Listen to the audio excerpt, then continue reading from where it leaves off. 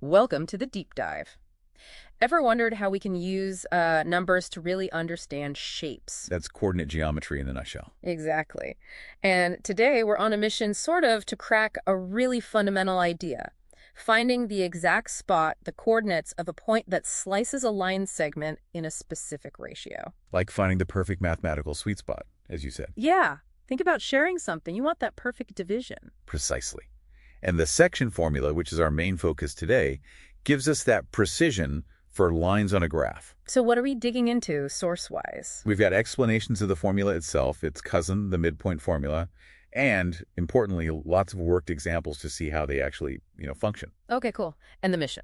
To make sure you walk away with a really solid grasp of this section formula, its applications, and that special case, the midpoint formula. All right, let's unpack the section formula first. So picture 2 points, A at feed by 1I, Y $1, and B at bead by 1, Y $1. Standard setup on a Cartesian plane. Right. And the formula helps find a point P, let's call it 6Y, that's on the line AB, and divides it in a ratio, say, $1 to $2. Mm-hmm. Where does this formula even come from? What's the thinking? It's actually quite elegant. It all boils down to similar triangles. Oh, okay. Geometry kicking in. Yeah. Imagine dropping perpendicular lines from A, P, and B down to the x-axis. Got it. Create some vertical lines. And then drawing some horizontal lines creates two right-angled triangles. Mm-hmm. And the key thing is these triangles are similar. Similar, meaning same angles, different sizes. Exactly. And because they're similar, their corresponding sides are proportional. That's the crucial link. So the ratio of the sides in one triangle matches the ratio in the other. Precisely. And importantly, those ratios also match the ratio in which P divides the main line segment AB, that $M$M22. So that given ratio $M$M22 kind of dictates the proportions of these triangles we've made. It does. It tells us how the horizontal distance from A to P relates to the horizontal distance from P to B, and the same for the vertical distances. Okay, so how do we get the formula from that? Well, you express those horizontal and vertical distances using the coordinates, like the horizontal distance. AR is 6 by 1 1 s, and PS is 6 by total s. Right, differences in coordinates. Then you set up the proportion based on the similar triangles. Frac 1 $1, so frac by 1 by 2 velar. Ah, okay, now we're getting algebraic. Yep. A bit of cross multiplication and rearranging terms. You isolate x. Let's see. Nelly $M plus 6 minor ones in ones lum by 1, ln by 1 by 2, x sum 1 dollar 2 by 1 1 equals m1 by 1 plus m$ 2 by 1 equals 1 by 1 that's 1 1. Keep going. Group the x terms. Right. mlx plus m1 by 2 plus m1 by 2 plus mm1 by 2 plus m1 by 2 plus m1 by 2 plus m1 by 2 plus m1. Bingo. Divide by m1 plus m2, and you get the x coordinate, 6m12 to 711 plus m1. Nice. It's like a weighted average, isn't it? Weighted by the ratio. Exactly. M1 pulls towards 6 by the 2, and $L pulls towards 712. And I assume the I-coordinate follows the exact same logic. Identical logic, just using the y-coordinates. You end up with ym111 plus melon1 plus melon. So the complete coordinates for P are fracs m1 by 2 plus m2 by 1 m1 plus mirror 2 plus m2 y1 plus mirror 1 plus mirror 1 plus mirror. That's the section formula. It's this fantastic bridge between geometry dividing a line and algebra calculating coordinates. Okay, let's make this concrete. Time for some examples. Absolutely. Let's put it to work. Example 1. Find the coordinates of point P that divides the line joining A, 4, and A to 5, and B, 6, 3 in the ratio 2.5. Okay, first step is just identifying everything. 6 by 1 is 4, negative 1 is 5, 5, 6 by 1 is 6, 2 by 2 is 3, 1. And the ratio M1 number 2, 2 is 2 to 5.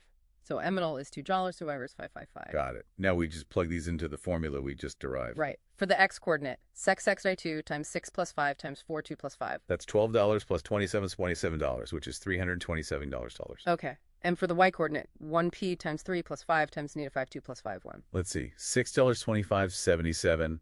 That gives us $177. So the point P is frac 19.7. Straightforward application. Just plug and chug, basically. Pretty much once you have the formula. But the problems can get framed differently. Right, like example 2. Let's flip the script.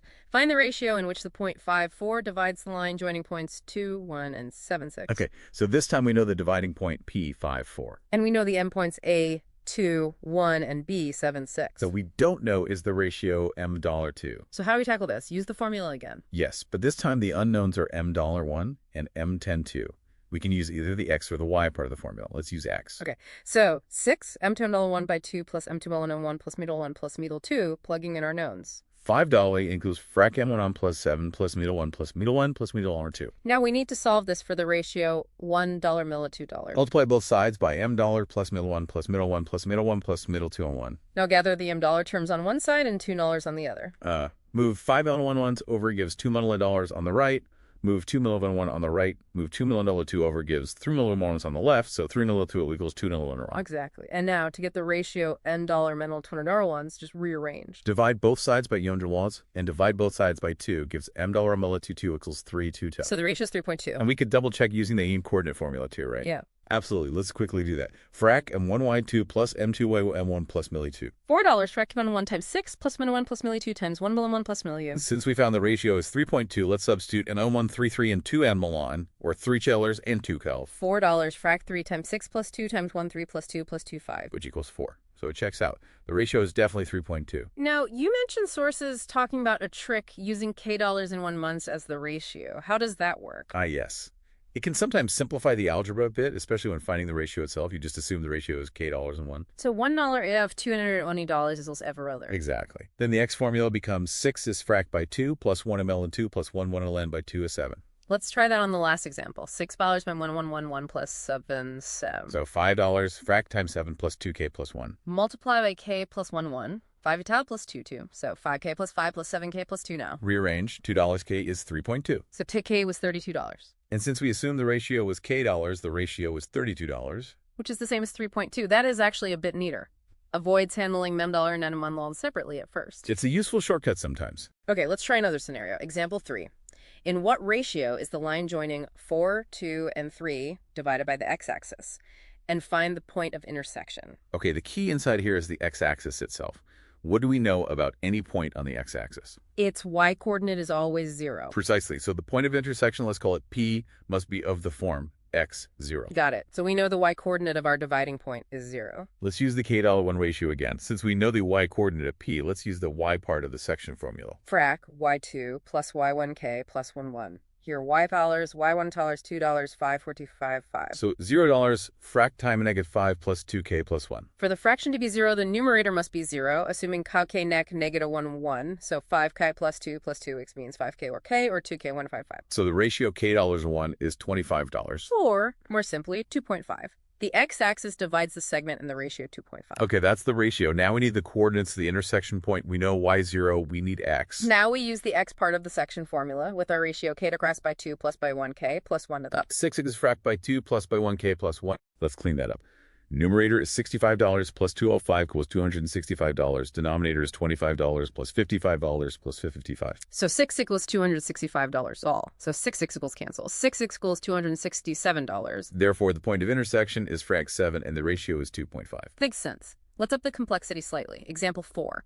What about division by a line that isn't an axis? Say the line 1.3. Okay. Calculate the ratio in which the line joining 4 is 6 and 1 is 5 and 4 is divided by the line 1.3 and find the point of intersection. Similar logic. Any point on the line 143 must have a y-coordinate of 3. So our intersection point P is x3. Right. And again, since we know the coordinate of P, let's use the y part of the section formula to find the ratio. Let's use $N and $2 this time just for variety. Okay. Frac 1192 plus M2111 plus Marini. Here, 101 times 1 times Menifa plus 6 1 plus more 2. Multiply by M plus Marini 2, 3 plus 3 1 plus 6 1 plus 6 Rearrange, add 4 1 to both sides, give 7 1 from both sides, give 3 1 code 1 plus 3 2, and the ratio in 4 $2 is therefore $300. So the ratio is 3.7.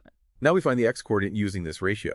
Sec 6 fresh frac L1 by 2 plus M2 by 1 with 2 plus F. Frac rest frac 3 times -5 plus 7 times 4 3 plus 7 1 by 2 pairs is 5 5. Numerator is 9 to $15 plus 28 is 10. So 6xe is $13 $10. Meaning the point of intersection is frac 13 3 and the ratio is 3.7. Exactly. It shows how the formula handles division by any horizontal line, really, or any vertical line if we use the x-coordinate first. Very versatile. Now let's see this inside a shape. Example 5 involves a triangle OBC with vertices O00, B69, and C 12, 3. Okay, origin O, point B, point C. Point P divides OB in the ratio 1.2. Point Q divides OC in the same ratio 1.2. We need to find P and Q and then show that the length PQ is 1/3 the length of BC. All right, finding P first. It divides OB in ratio 1.2. O is $2, B is $C, and beta 1 and plus $9. Amount of 1 times 6 plus 2 times 0, 1 plus 2 times 0, 2. Back when 1 times 0, 1 plus 2 times 9 plus 2 times 9 log. Okay, Q divides OC in ratio 1.2. O is $2, D is 12 and then $3, and on that was N of 2/3. This value 1 times 12 plus 2 times 0, 1 plus 2, OC log. Tip in the tube in this frac 1 times 12 plus 2 times 0 plus 2 equals 112. Q frac G1 times negative 3 plus 2 times there's 1 plus 2 plus 2 minus 33 and negative 1. So Q is 4, negative 1. Good. Now we need the lengths PQ and BC. For that, we need the distance formula. Right. Distance squared by 2, n equals 2 plus y is 1, 2 plus y2, y1. Let's find PQ first. P initial 3, Q4, minus 1. PQ squared 4, minus a 2 plus minus 1, 3, 2 plus minus 4. That's squared 46, 2 plus minus 4, 2. Now DCAB is squared 12 minus 6, 2 plus minus 12, minus 12, 2. 182 corresponds 342. So BC scored 324 plus 144 are nidals. So BC squared 324 plus 142. So BC squared 324 plus 142 per session. Ah, okay. Now we need to show PQ frac 13 BCI is 468 related to 52. Well, BC are 468, 2 squared, 962. Exactly. So 468, 2 squared 9 times 3, scored 3, 2. So BC 3 times PQ, or PQ frac 13 BC. It works out perfectly. That's quite neat. Shows a property related to similar triangles within the larger triangle OBC. It does indeed. It's related to the triangle proportionality theorem, or Thales theorem. Okay, next up, trisection. Example 6 asks for the points of trisection of the line segment joining A, 6, next to, and B, neck at 8, 10. What's trisection mean again? Trisect means divided into 3 equal parts, so I need 2 points on the line segment. How do the ratios work for that? Well, the first point, let's call it P, divides the segment into 1 part and 2 parts, so the ratio is 1.2. Yeah. The second point, Q, divides it into 2 parts and 1 part, so the ratio is 2.1. Got it. So we just apply the section formula twice. First for P with ratio 1.2, A6, negative 2, B8, 10. PX frac 1 times negative 8 plus 2 times 6, 1 plus 2 times negative 2 plus 2 plus 12, 3 plus 12, 3, maybe each 2, 2. Now for Q with ratio 2.1, same points A and B. Q hums rac 2 times negative 8 plus 1 times 6, 2 plus 1 frac 16 plus 6, 3, bring us 1033. Q hum frac 2 times 10 plus 1 times negative 2 plus 1 of the 3. So Q is 26 day. So those are our 2 points of trisection for arc 2, 2, and 09, tan 3. Correct. Okay, one last example involving trisection number 7. Show that P3M5 is a point of trisection of the line segment joining A, 4, negative 2, and B, 1, 4, and then find M. All right, this is slightly different. We're given a point P, and we need to check if it divides AB in a 1.2 or 2.1 ratio. How do we check? Maybe use the x-coordinate since we know that's 3. Good idea. Let's assume P divides AB in the ratio $1 and $2 and see what ratio we get using 6 minus 2 large, 1 minus 2 bubble 1 minus 2 2. Realize Frac M 1 by 2 plus M 2 1 and D 1 plus meter beta 1 becomes $3 plus $3 plus middle 1 plus middle 10 plus 2. Rearranging. 2 and L1 plus mitter equals M 2 is 6. Which means the ratio 1 to 1 motor 2 equals 122. So the ratio is 1.2. Ah, so P is a trisection point, specifically the one closer to B. Exactly. Now we need to find M. We know the y-coordinate of P is a meta 1. And we know P divides AB in the ratio 1.2, so we use the y part of this section formula. Rack M112 plus M211 neg 1 plus millers, and $9 episode M do 2 2 y do the 2 y no 2 4 round. 1 5 frac millers 4 plus 2 touch men 2 1 plus. 1 5 then M512. So if M $5 then M51. And we're done. P is a trisection point and M51. Okay, that really covers the section formula quite thoroughly. Now, let's shift to that special case you mentioned earlier, the midpoint formula. Right. This is probably the most commonly used case of the section formula. It's when you want to find the point exactly halfway between 2 other points. So the ratio $1 and M part E2 is just 1.1. Precisely. And if you plug 1 over 1 and MK to the 1 into the section formula. Let's see, 6x frac 1 by 2 plus 1 tall 1 plus 1 over frac 1 plus y2. The 1 over 1 plus frac 1 plus y2. So the midpoint is just frac 1 off frac 1 plus y2 plus y2. It's simply the average of the x's and the average of the y. Exactly. Very intuitive, really. The point of perfect balance. Example 8 should be quick then. Find the midpoint of the line joining P4, N equals 6, and Q number 2, 4. Average of x's. $4 plus negative 2, 2 equals 2, 2 is not equal 1. Average of y's, 1 equals 1, 6 plus 4, 2 equals 2, not equal 1. So the midpoint is 1 equal 1. Simple as that. Nice. But like the section formula, we can work backwards too, right? Example 9. The midpoint of line segment AD is -3, 5. Point A is on the x-axis, point B is on the y-axis. Find A and B. Okay, A is on the x-axis, so its coordinates are $6 for some x. B is on the y-axis, so its coordinates are $2 for some y. And then we know their midpoint is $3.05. Let's use the midpoint formula. Midpoint x, frac x plus 0.5. Midpoint y, 5 plus y2 plus 5. First equation gives 6 by dollars, then it's 33, so 6x's goes 5 and I are 6 ups. Second equation gives $20, so sexy dollars, so sexy sex. Second equation gives $20, so y equals $10. Therefore, point A is 96 zeros and point B is 06 sets. See, the midpoint formula is useful for finding endpoints too, given the middle. It also comes in handy with shapes like parallelograms, doesn't it? Example 10 gives us 3 vertices of parallelogram ABCD. A14, 9:2, B6, 2, and D8, 9:2. We need to find vertex C. The key property here is that the diagonals of a parallelogram bisect each other. Meaning they cut each other in half. Yes, which means they share the same midpoint. So the midpoint of diagonal AC is the same as the midpoint of diagonal BD. Okay, let's find the midpoint of BD first, since we know both B and D. Midpoint of BD, frac 6 plus 8, 2, plus like 2, frac 2, 7. Right.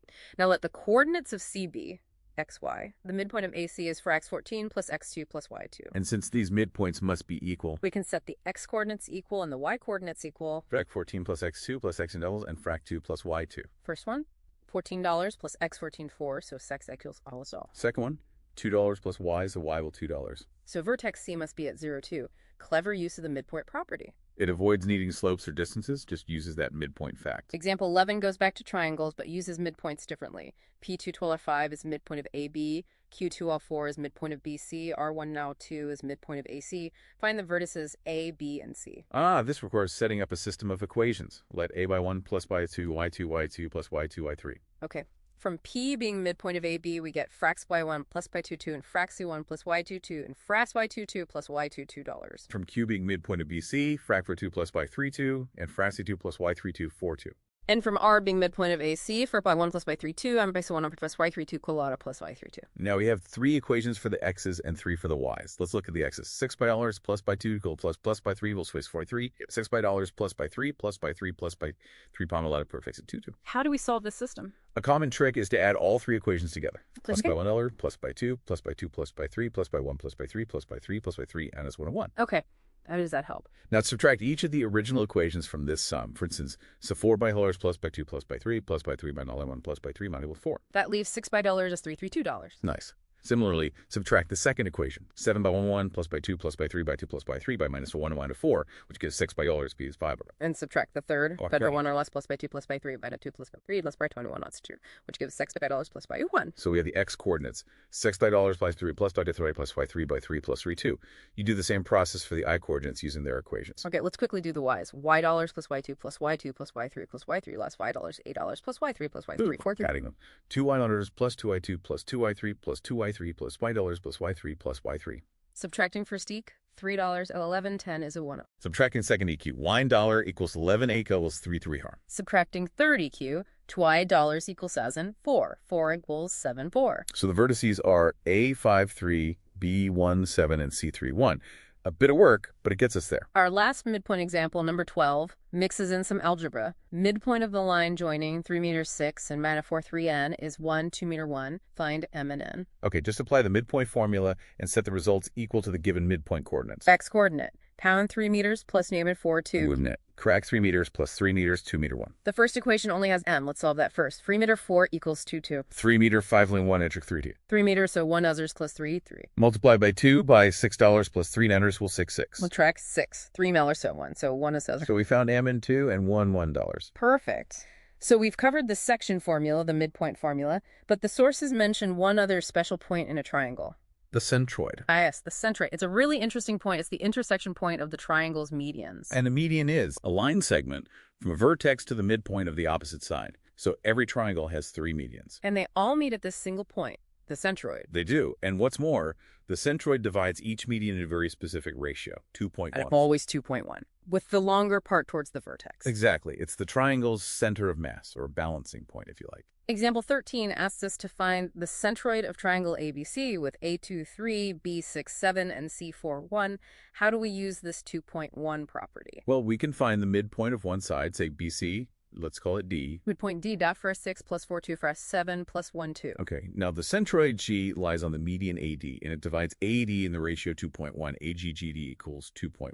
So we can use the section formula on segment AD with points A23 and D54 and ratio 1 up and 2, 3, M and 2, 3, 3. Precisely. Centroid G, fracture times 5 plus 1 times negative 2 plus 1 divided 3 plus 1 and 33, 3. Centroid G, fracture times 4 plus 1 times 3 plus 1 plus 3, 3 plus 133. So centroid G is at tran 3. There's actually a direct formula for the centroid too, isn't there? Averaging the vertices. Yes, it turns out the centroid coordinates are simply the average of the x-coordinates of the 3 vertices and the average of the y-coordinates. Frac y1 plus by 2 plus by 3, 3. Frac c1 plus y2 plus y3, 12. Let's check. 6 equals negative 2 plus 6 plus 4. 3 equals 83, 3. Y equals 3 plus 7 plus 1. 3 equals 80, 33, 3. It works. It does. That's a handy shortcut.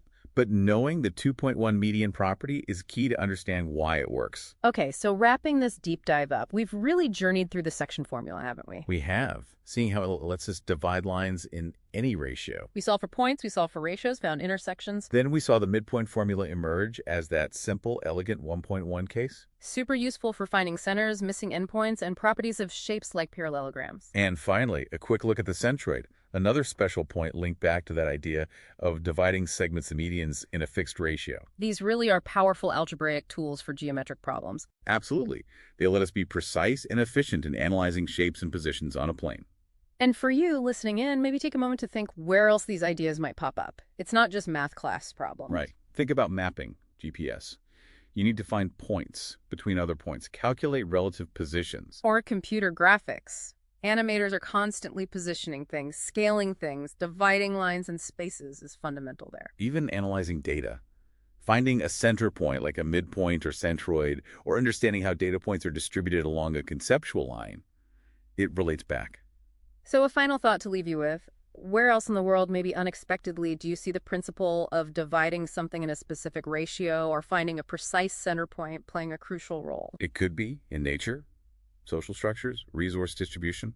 The core math often echoes in surprising places. Something to ponder.